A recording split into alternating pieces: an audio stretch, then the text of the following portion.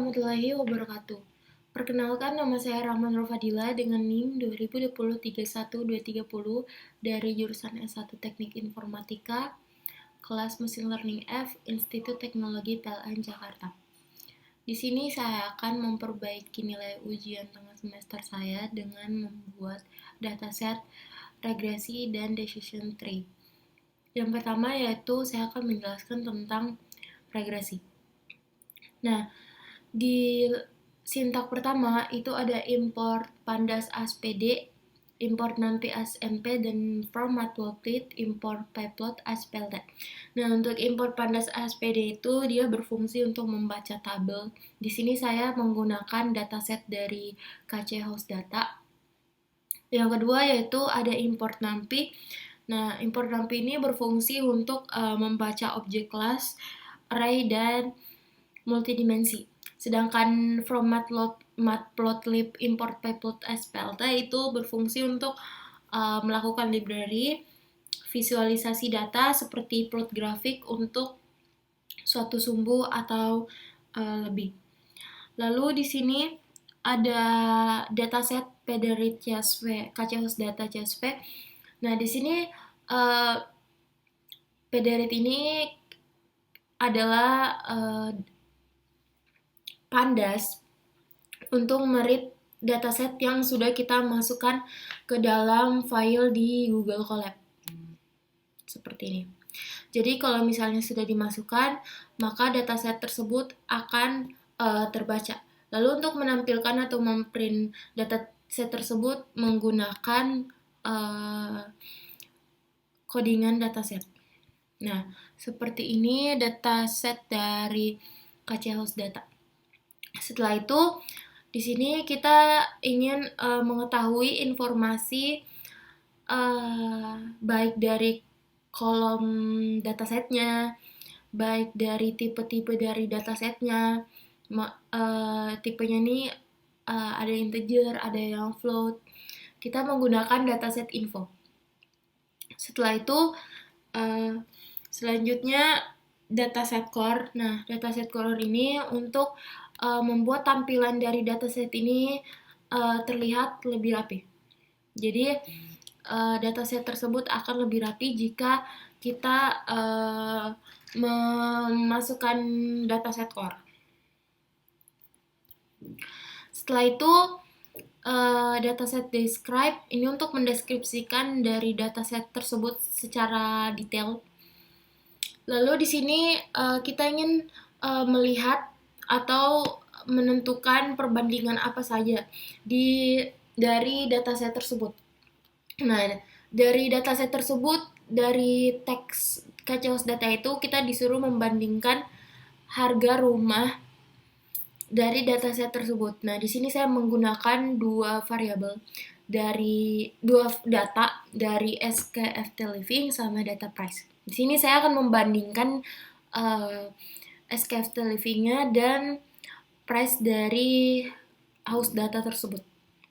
Nah, untuk menampilkan grafiknya, kita menggunakan data frame. Nah, data frame-nya ini kita memasukkan dataset karena tadi di dataset awal untuk membacanya itu kita tulisnya dataset. Jika kita tulisnya DF, ini terserah. Jika kita tulisnya DF, maka di bagian di sini kita tulisnya DF juga. Lalu di sini ada PLT scatter. Nah, PLT scatter ini dia berfungsi untuk memplot satu titik pada setiap pengamatan dengan memasukkan atau mendeskripsikan warnanya untuk memasukkan datanya. Mohon maaf.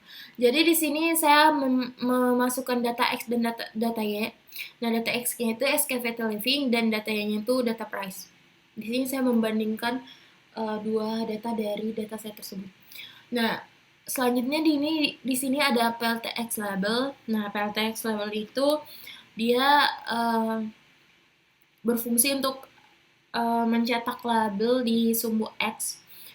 PLT label juga untuk mencetak label di sumbu Y. Nah, kebetulan di sini X labelnya SKFT Living dan Y labelnya itu price. PLT title-nya itu perbandingan A dan B. Nah, di sini nanti akan muncul di atas dari grafik tersebut. Nah, PLT title itu berfungsi untuk memberi judul pada plot atau pada grafik tersebut. Lalu di sini ada PLT show berfungsi untuk menampilkan grafik tersebut. Selanjutnya di sini di line 11 yaitu berfungsi untuk membagi dataset menjadi data trend atau data test. Nah, untuk X trendnya atau X yang nanti yang kita mau jadikan data trainnya itu ada 3. Jadi kalau misalnya 3 data yang kita masukkan ke dalam data trend, maka semakin besar tingkat keakurasiannya. Setelah itu di sini dari dataset yang saya masukkan ke data trend itu ada SKFT living, ada grade sama SKFT above. Untuk QA-nya itu dari dataset yang saya gunakan itu price. Seperti yang saya sudah jelaskan di data frame. Grafik pada data frame. Selanjutnya yaitu kita mencoba train test split. Jadi di sini saya menggunakan syntax from scalar model selection import train test split. Di sini ada xtrain, xtest, ytrain dan ytest. Nah, train test split xy test size 0,25. Nah, maksud dari test size ini adalah tingkat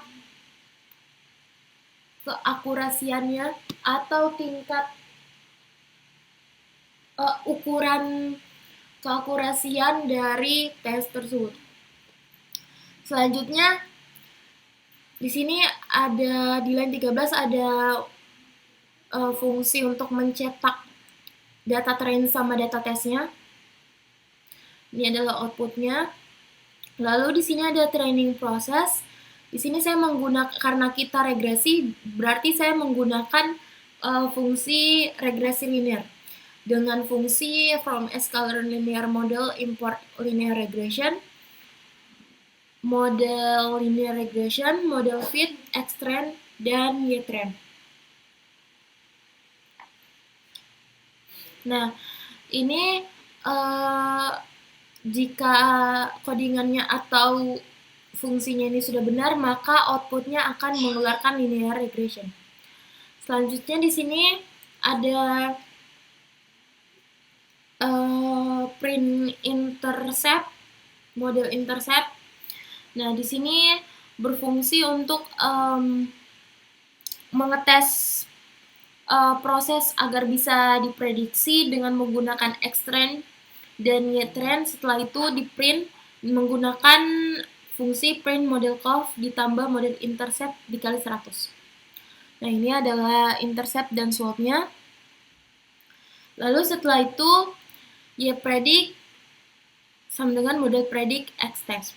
Ini untuk dimasukkan ke dalam input keakurasian.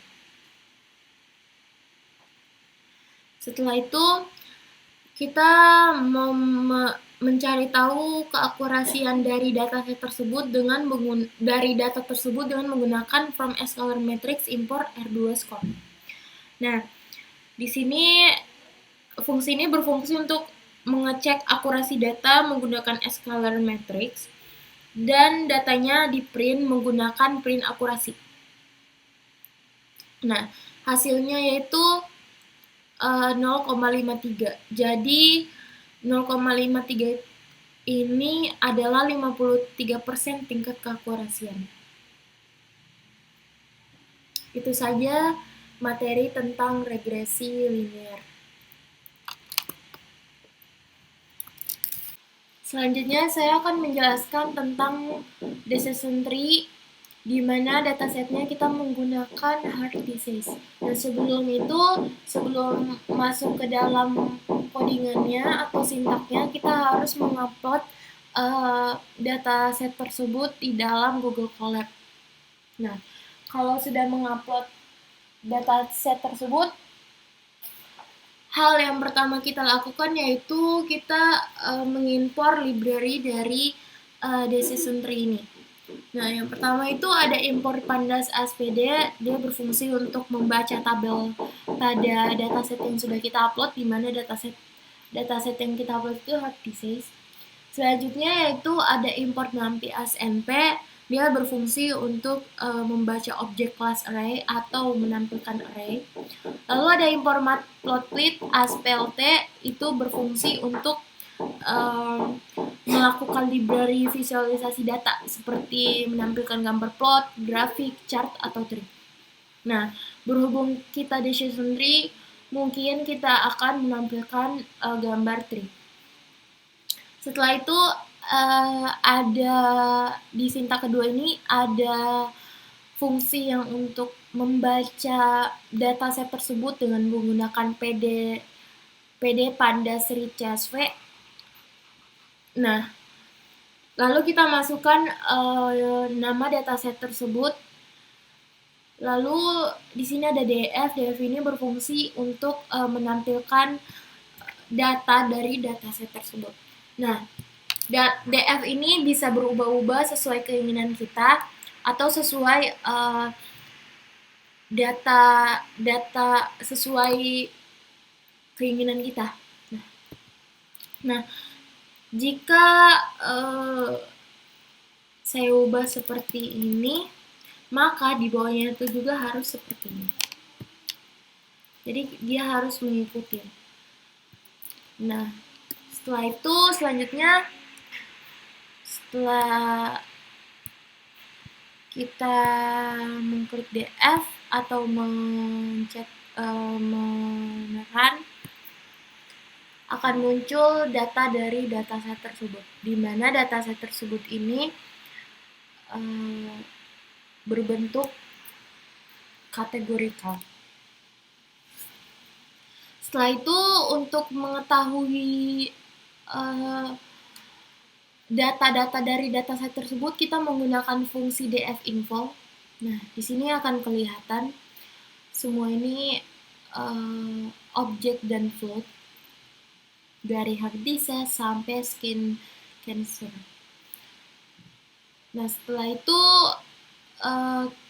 kita ingin mendeskripsikan kolom dari dataset tersebut dengan menggunakan fungsi df columns.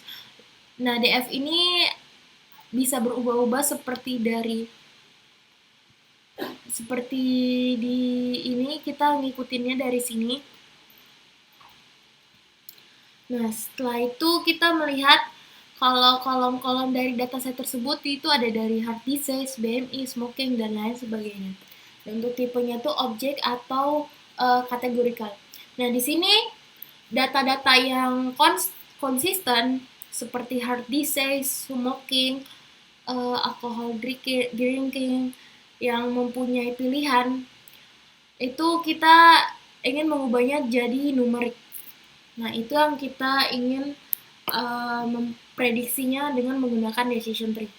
Nah, untuk mengubah dari kategorikal menjadi numerik, itu kita menggunakan fungsi label encoder.